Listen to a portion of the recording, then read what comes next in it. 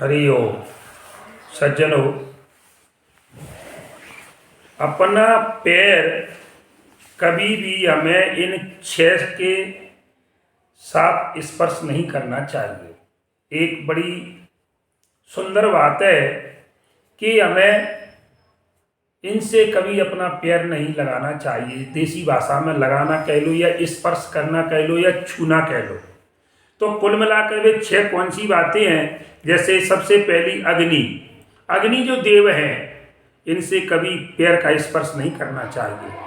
दूसरे जो हमारे आध्यात्मिक गुरु हैं, जिन्होंने हमें गुरु मंत्र दिया है, हमारे आध्यात्मिक गुरु हैं, इनसे हमें चरण बंधन करना चाहिए, न कि इनके चरण से चरण लगाना चाहिए। इनके चरण से हमें अपने चरण का स्पर्श नहीं करना चाहिए।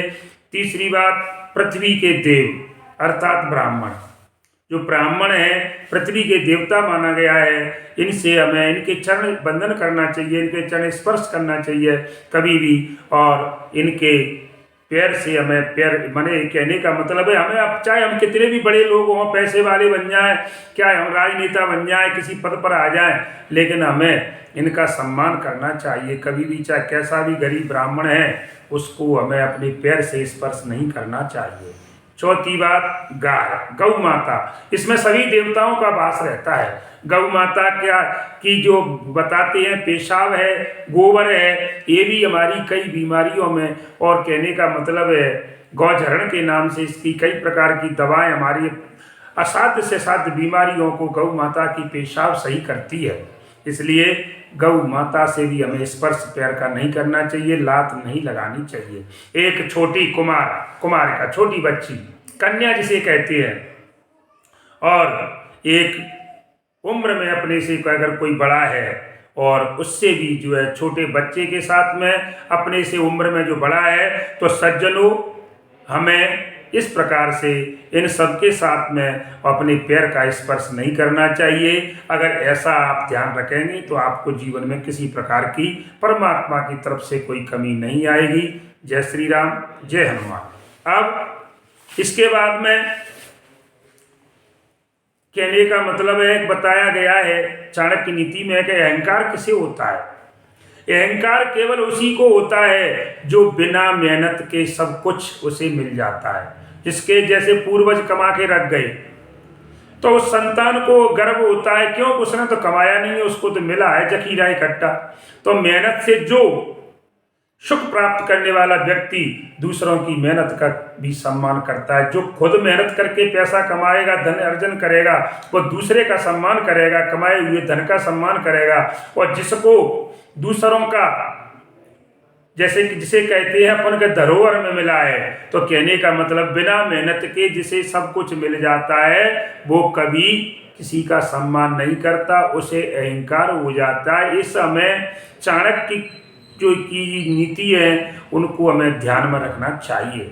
और सज्जन, एक सबसे सुंदर बात है कि दुष्ट स्त्री और छल करने वाला मित्र। देखिए जरा बात को जरा ध्यान से सुनने। आज के वर्तमान में ये घटनाएं घटित हो रही हैं कि घर में दुष्ट स्त्री हो।